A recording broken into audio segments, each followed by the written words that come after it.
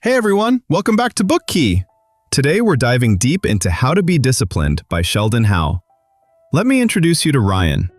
A 29-year-old guy who makes resolutions every New Year's Eve, says this is definitely the week, every Monday morning, and tells himself every single night before bed, tomorrow, I'm starting for real.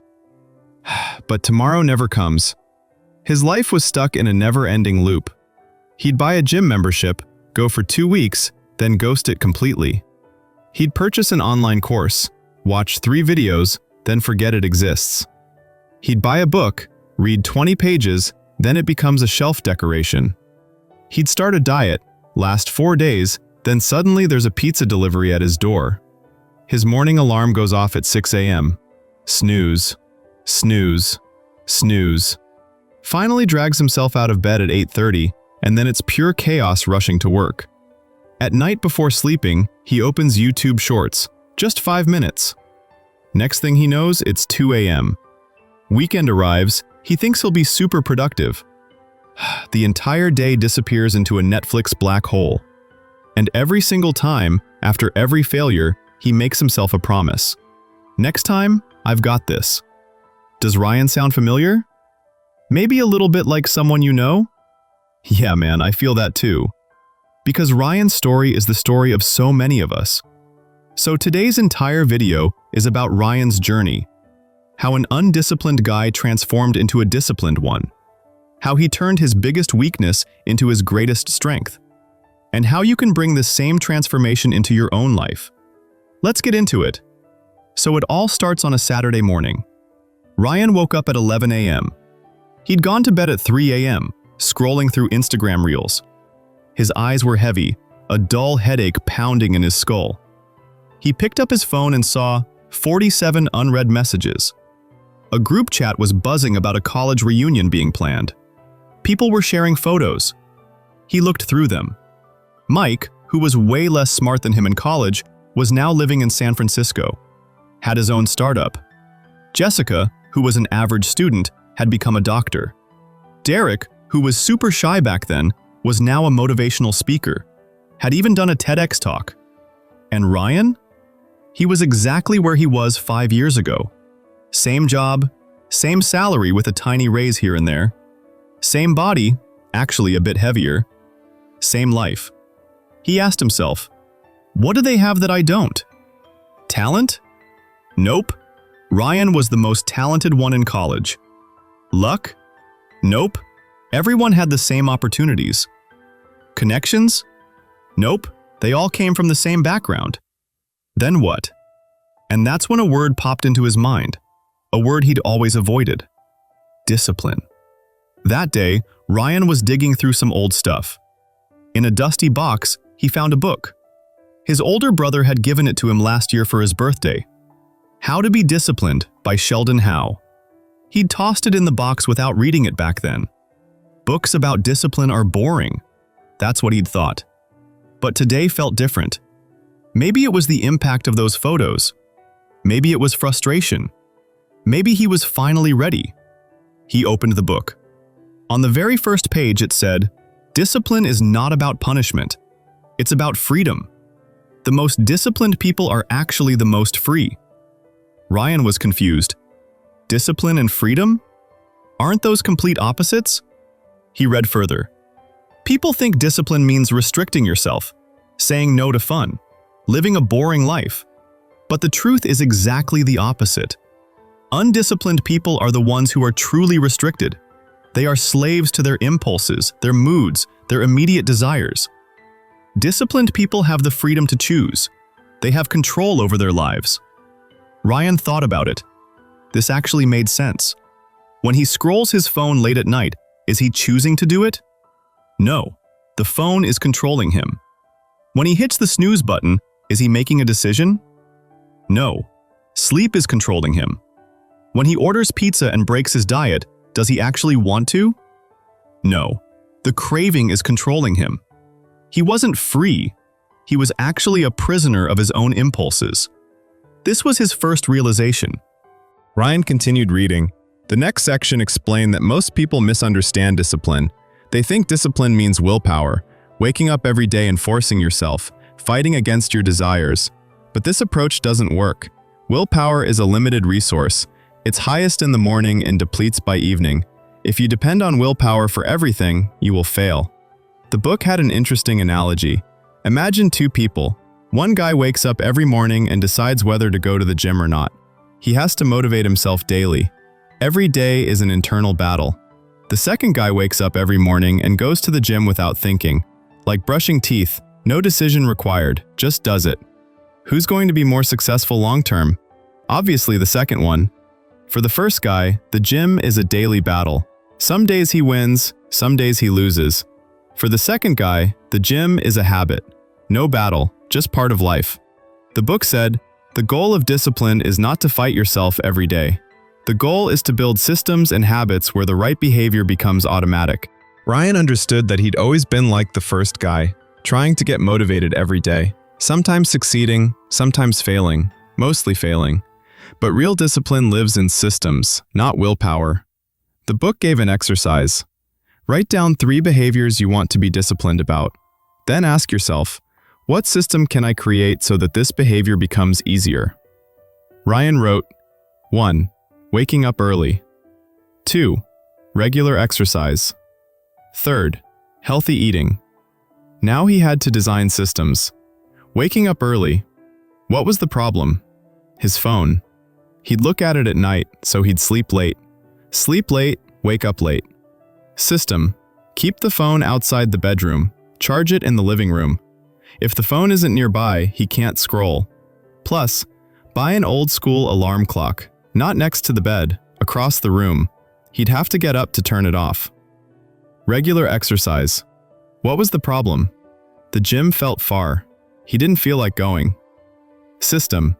Lay out gym clothes the night before, right next to the bed. First thing to put on when waking up. Plus, get a gym buddy. If someone's waiting, you have to show up. Healthy eating. What was the problem? Junk food was available at home. Cravings hit, he'd open the fridge. Chocolate was right there. System.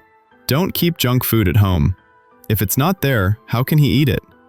Plus, meal prep on Sundays. Healthy food ready means less need to reach for unhealthy stuff. Ryan wrote down these systems. There was an important line in the book. You don't rise to the level of your goals. You fall to the level of your systems. Meaning, you don't climb as high as your goals. You sink to the level of your systems. If your systems are weak, you will fail, no matter how good your goal is. If your systems are strong, you will succeed, almost automatically. The next day, Ryan started his experiment. Day 1. At night, he put his phone on the charger in the living room. Felt awkward. His hands automatically kept reaching for the phone, but it wasn't there. He picked up a physical book and started reading. Fell asleep within 30 minutes. Went to bed at 11 p.m. Normally it would have been 2 to 3 a.m. Morning alarm went off. From across the room. Had to get up to turn it off. And once he was up, he didn't feel like going back to sleep. Woke up at 6:30 a.m. He put on the gym clothes he'd laid out the night before. And before his brain could make excuses, he was out the door. Didn't do much at the gym. 20 minutes on the treadmill. Some basic exercises. But he showed up. When he got back, there was a strange feeling. Accomplishment. It was only 8 a.m. and he'd already done something productive. The whole day felt different. Energetic. Positive. Day 3. Getting a bit easier now. The phone withdrawal was fading. Noticed something interesting. When he didn't scroll at night, his sleep quality improved. And when sleep improved, waking up became easier. Everything was connected. Day 7. 1 week complete. He realized that this week he'd gone to the gym 5 times. Before this, he hadn't even gone 5 times the entire year. What happened? Did his willpower increase? No. The system was working. But this was just the beginning. The real test was coming. In the second week, there was a day when Ryan absolutely didn't feel like it. Terrible day at the office. Boss yelled at him for no reason. A project got rejected. Came home exhausted in the evening. Normally at this point, he'd order pizza, fire up Netflix, and waste the entire night in the name of rest. His brain was saying, skip today. What difference does one day make? Start again tomorrow. This was the moment where he'd always failed before. But this time, he remembered something from the book. Sheldon Howe had written, "Motivation gets you started. Discipline keeps you going. On the days you don't feel like it, that's when discipline matters the most." And there was another important concept, the 2-minute rule. If you don't feel like doing something, just commit to 2 minutes. Just 2 minutes. Ryan thought, okay, I don't have to go to the gym for a full workout. Just 2 minutes. I'll put on my shoes and step outside. If I still don't feel like it, I'll come back. He put on his shoes, walked out. And guess what? Once he was outside, he got that, well, I'm already here feeling. He went to the gym, didn't do a full workout, but did something for 20 minutes. And most importantly, he didn't break his streak. This was the real test of discipline. Doing it when you feel like it is easy. Doing it when you don't feel like it, that's discipline. The book had another powerful concept that really helped Ryan. Identity-based discipline. Sheldon Howe writes that most people focus on outcomes. I want to lose 20 pounds. I want to make $10,000 a month. I want 6-pack abs. But this approach is weak. Because until you achieve the outcome, you feel unmotivated. And if you don't get the outcome, you give up. The better approach is to focus on identity. I am a fit person. I am a hard-working person. I am a disciplined person. When you change your identity, behavior automatically follows. What does a fit person do? Exercises. Eats healthy. What does a disciplined person do? Wakes up on time. Keeps commitments.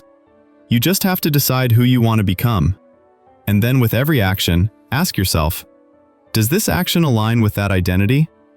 Ryan decided, I am a disciplined person. Now whenever he felt like hitting snooze, he'd ask himself, would a disciplined person do this? Whenever he felt like eating junk food, would a disciplined person do this?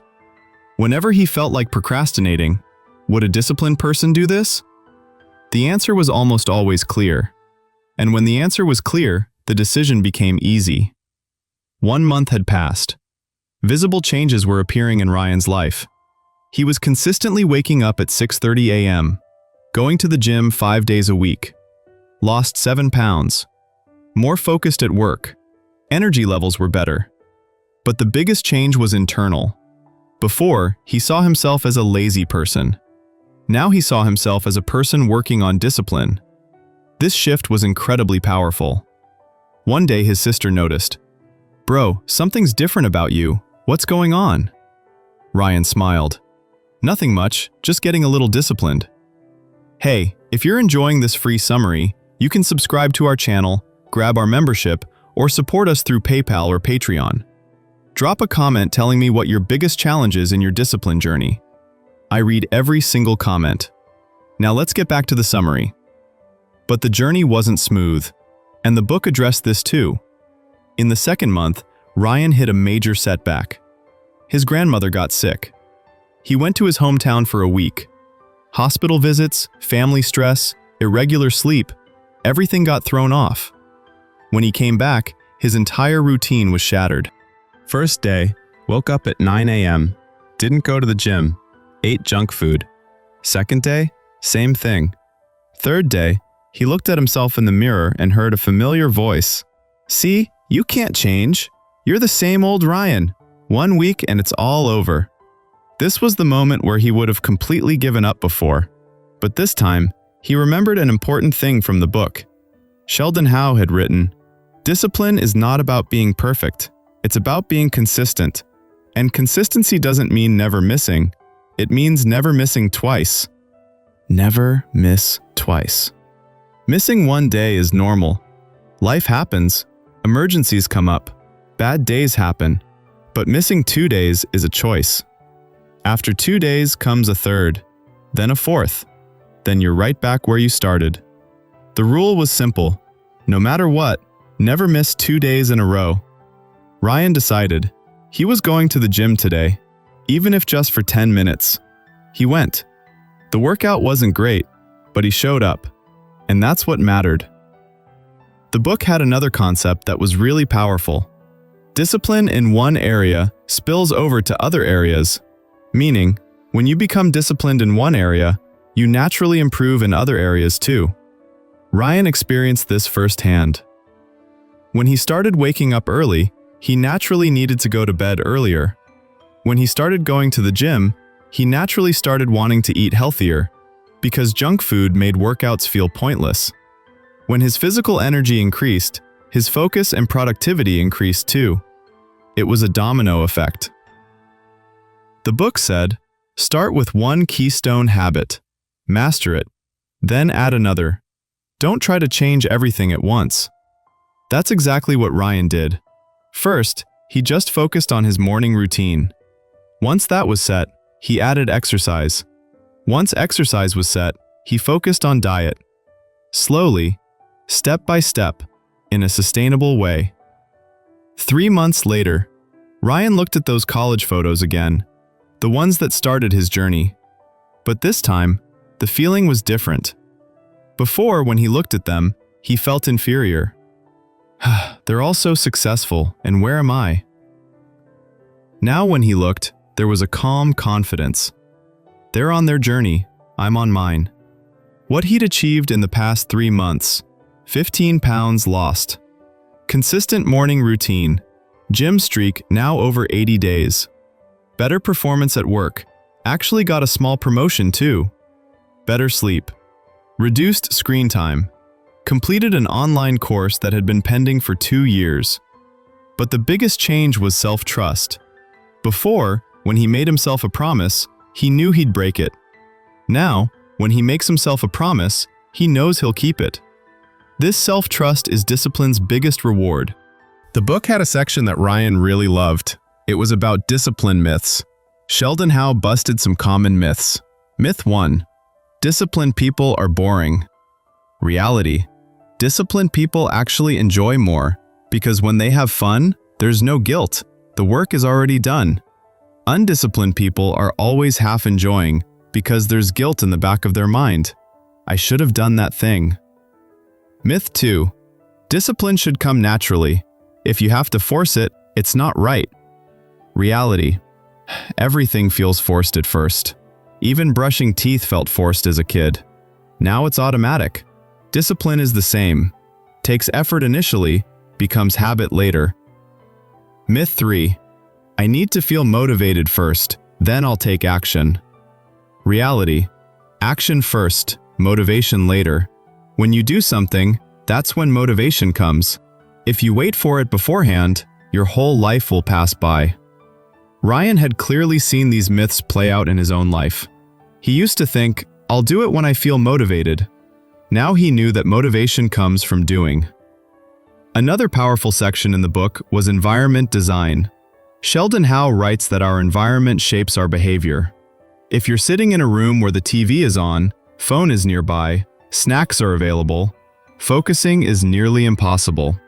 But if you're sitting at a clean desk, phone is in another room, and only work is in front of you, focus comes naturally. Disciplined people don't win through willpower. They design their environment so that the right behavior becomes easy and the wrong behavior becomes difficult. Ryan looked at his room. How was it before? Phone charger next to the bed. Snacks on the desk. Netflix always one click away.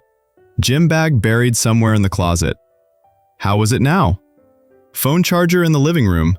Only laptop and water bottle on the desk. Gym bag by the door, ready to go. Healthy snacks visible, junk hidden, if there is any. Same room, same person, but different design, and dramatically different results. 6 months later, the college reunion finally happened. Ryan showed up.